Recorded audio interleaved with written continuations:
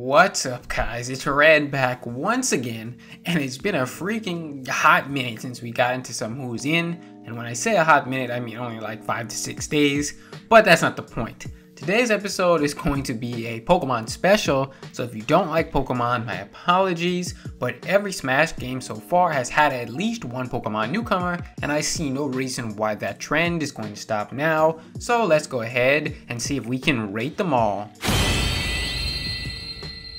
Decidueye was the early frontrunner for a Smash Pokemon rep. I was seeing him plastered everywhere on people's expectation and want lists. He was on the radar partly because of his own merits as a character and partly because of the fake Springman Decidueye leak that gained a lot of steam all the way back in April. I think that made him a hot topic for a conversation. He would be the only fully evolved grass starter to grace Smash as a playable character, and had Pokemon Trainer not returned with Ivysaur, I'd say Decidueye would have been pretty much a shoo-in. He would provide an interesting playstyle, as I would have hoped that Sakurai and team would find a cool way to demonstrate both his Archer capabilities combined with his Ghost type moves like Spirit Shackle and Phantom Force. Interestingly enough, Nintendo Dream held a poll for the most popular Generation 7 Pokemon, and Rowlet won, which is of course Decidueye's base form. Decidueye was in at number 15 and Incineroar placed at number 12. But this data is mostly meaningless, to be honest. If Sakurai is indeed following the same pattern for inclusion as Greninja, this data wouldn't have mattered, as the Pokemon rep would already have been chosen long before Sun and Moon even released. So it really doesn't matter how popular Decidueye is.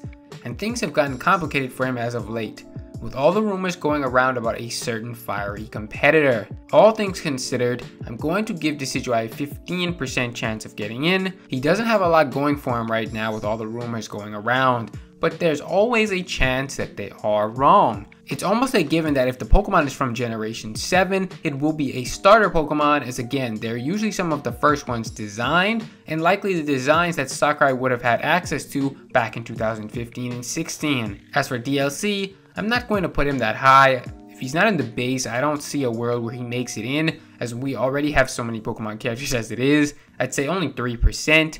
And as for my personal want, honestly I wasn't a huge fan of Generation 7. It was kind of a miss for me, but out of the Generation 7 starters, Decidueye was my favorite, so that's enough to get him a 5%.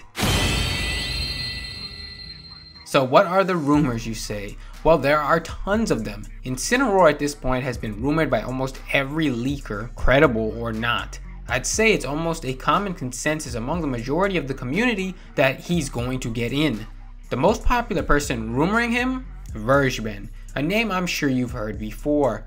But even without Verjben's claims, Incineroar still has a lot going for him. He's a giant fire wrestling cat. That is certainly something we don't have in Smash Bros.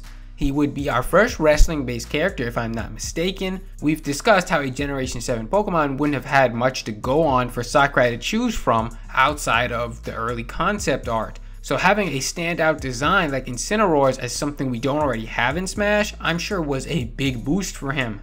It's worth noting that the Pokemon Company have chosen to push Incineroar really hard in the anime and in the community in general. So this may have had some effect on the decision, as they could have nudged Sakurai into Incineroar's direction if they had it planned from the very start to give him all these accolades down the line. The chips are looking like they're going to fall in Incineroar's favor, so I'm going to give him an 80% chance of getting into the base roster. He's got credible leakers on his side, as well as most likely the Pokemon Company. It's hard to imagine there being another choice as the Pokemon rep right now. For DLC, I don't think his chances would be as high, but they might find some way to force him in there still. It would definitely depend on if there is or is not another Pokemon who already gets into the base roster over him. So I'd leave it at 50%. As for my personal want factor, please don't hate me, Incineroar fans. My favorite Pokemon type is Fire, but his design does nothing for me personally. He is no doubt unique though, so that's enough to also get him a 5% out of me. Now Mawile is my third favorite Pokemon, so I've decided to talk about her for this last slot. I'll be honest and upfront, Mawile doesn't even have a slight chance of getting in most likely, but she does have some cool things that could work for her. The first being that she's a Generation 3 Pokemon. Now the end of 2014 is actually when we got the release of Omega Ruby and Alpha Sapphire, the updated version of the classic 3rd generation of Pokemon. So Gen 3 would have been front and center for Sakurai to be thinking about at that time. And on top of that, we have never had a Generation 3 Pokemon be represented in Smash as a playable character.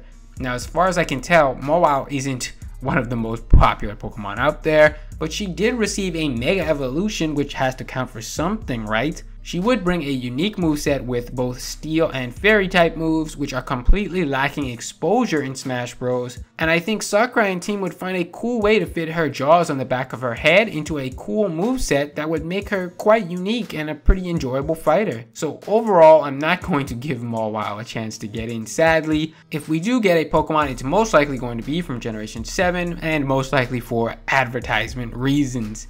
Gen 7 is more relevant to the times right now, so I'm only going to give poor Mawile a 1% chance of getting in. As far as DLC goes, honestly probably another 1% chance.